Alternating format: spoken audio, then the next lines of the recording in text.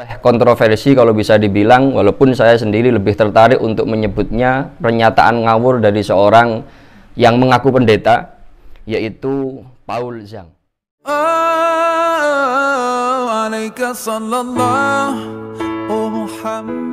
Assalamualaikum warahmatullahi wabarakatuh. Bismillah, alhamdulillah, wassalatu wassalamu ala rasulillah Sayyidina Muhammadin ibni Abdillah wa ala alihi wa sahbihi wa man walah. Amma ba'du, sahabat Guzen yang dirahmati Allah Subhanahu wa taala.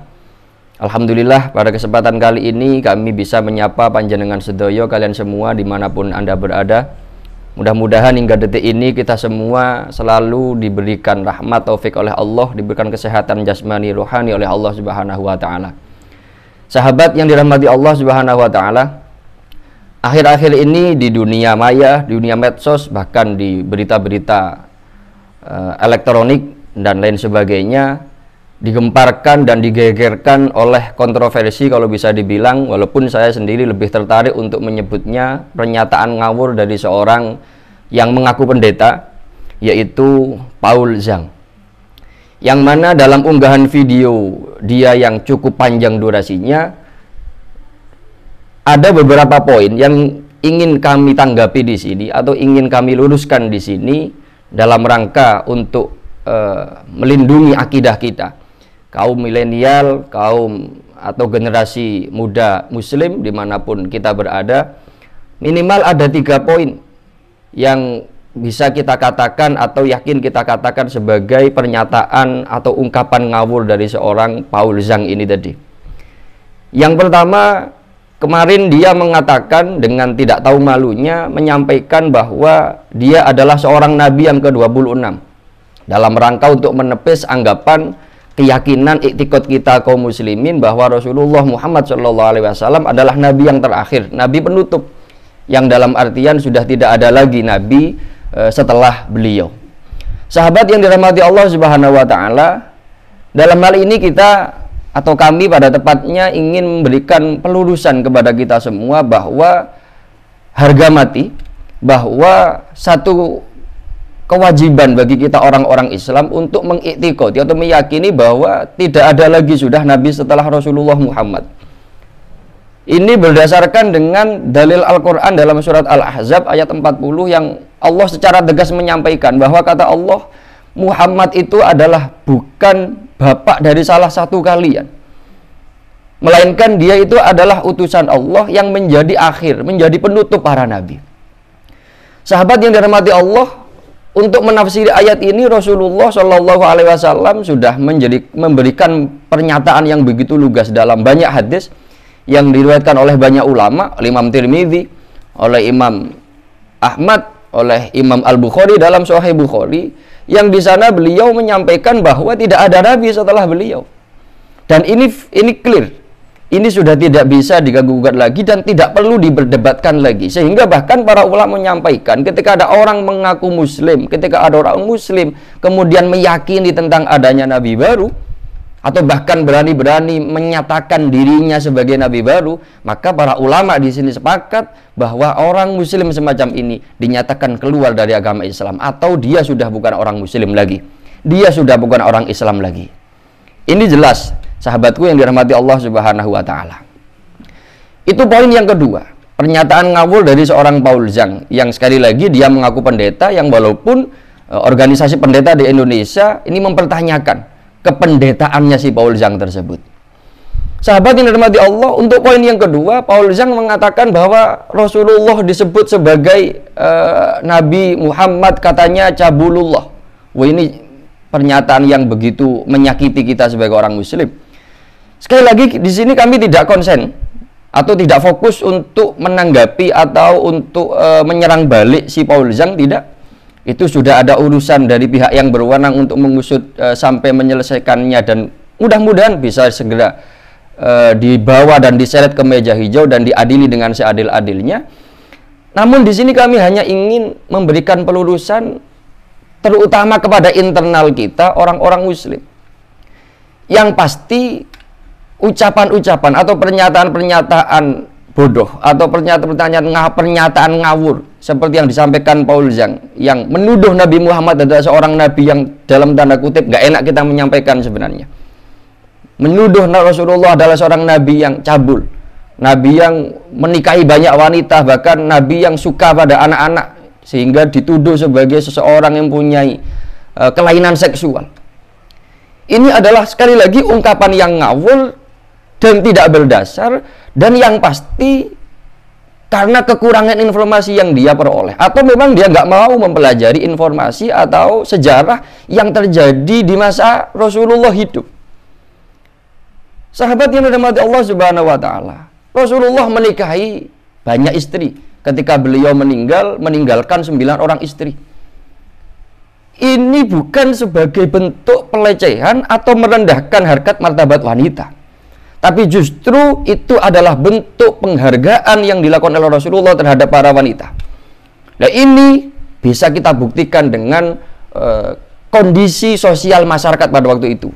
Sahabatku, perlu kalian semua ketahui, di zaman jahiliyah itu sudah menjadi hal yang biasa. Seorang laki-laki, apalagi dia itu seorang hartawan, seseorang yang mempunyai nama besar, dia memiliki banyak, bukan istri, tapi banyak wanita simpanan yang tidak melalui pernikahan yang sah. Dan di situ sangat ketara sekali, sangat nampak sekali, sangat jelas sekali adanya dalam tanda kutip pelecehan terhadap kaum wanita di zaman jahiliyah.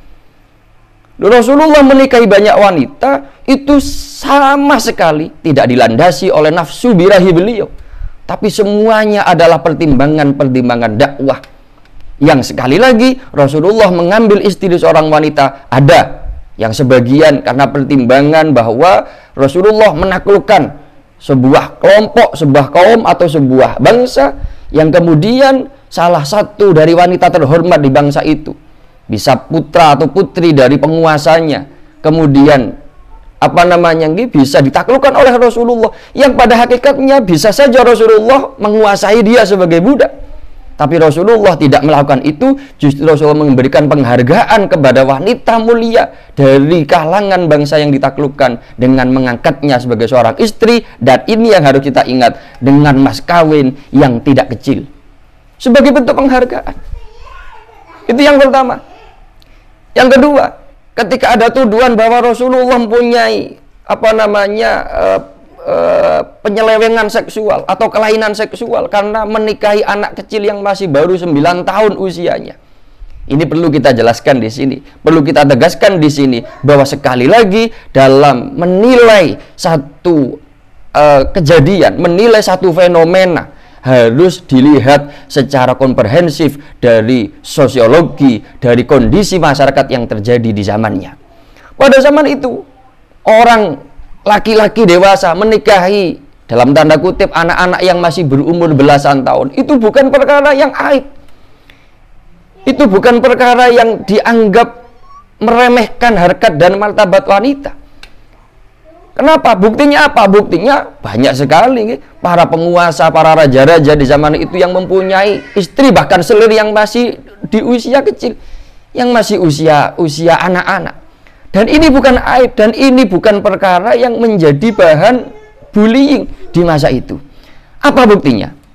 Sahabat yang dirahmati Allah Subhanahu wa taala melecehkan Rasulullah dengan menuduh Rasulullah sebagai ahli cabul. Masya Allah. Sebagai orang yang mempunyai kelainan seksual. Ini hanya terjadi di zaman modern ini.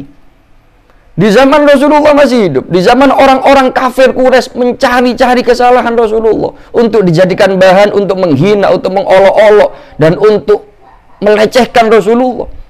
Tidak ada satupun keterangan bahwa ada orang kafir Quraisy yang menghina, mengolok-olok Rasulullah dengan tuduhan semacam itu.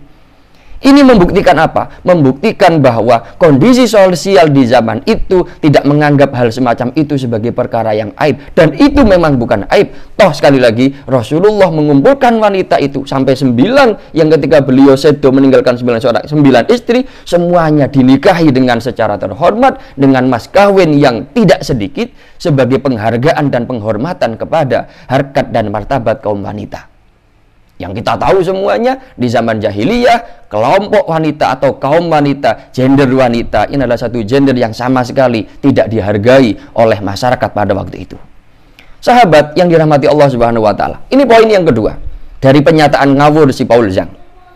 Yang terakhir yang ingin kami tanggap, yang ingin kami jawab di sini untuk kita luruskan bersama sebagai tambahan informasi untuk kita semua. Yang ketiga adalah ketika si Paul Zhang menuduh bahwa perintah Allah kepada kaum muslimin untuk berpuasa, mereka katakan atau dia katakan sebagai bentuk ngerepot nih terhadap orang lain, sebagai bentuk beban kepada orang lain.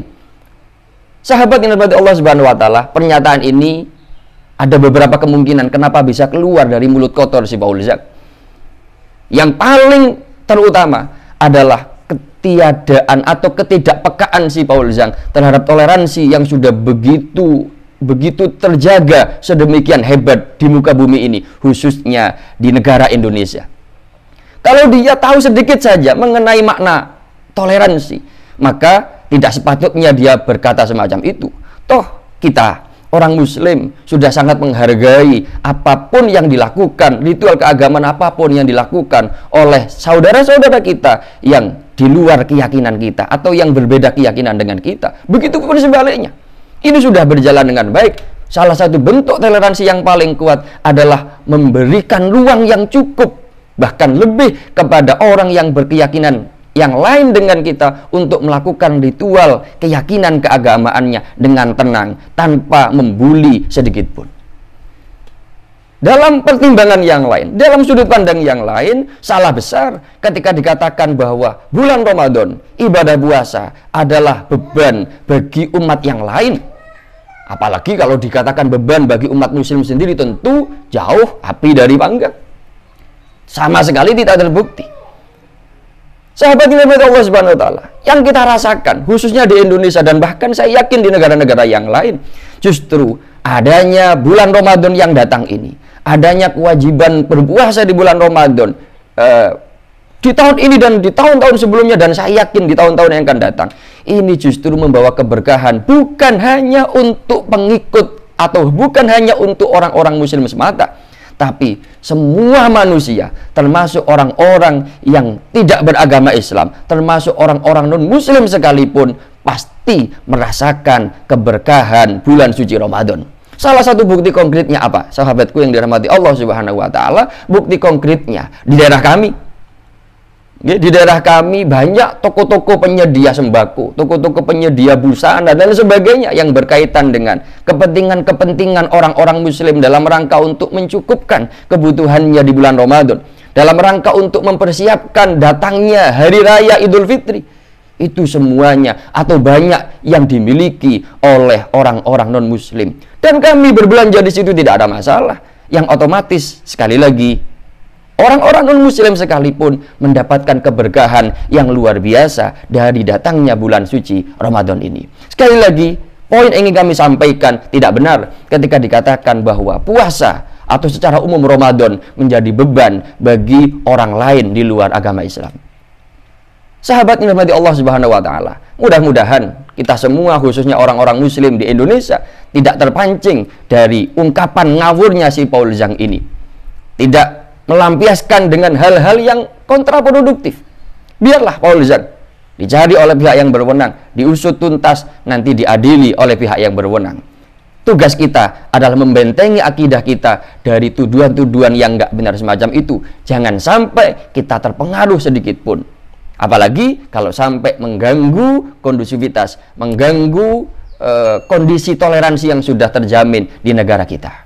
Mudah-mudahan sedikit yang kami sampaikan bermanfaat untuk kita semua. Wassalamualaikum warahmatullahi wabarakatuh.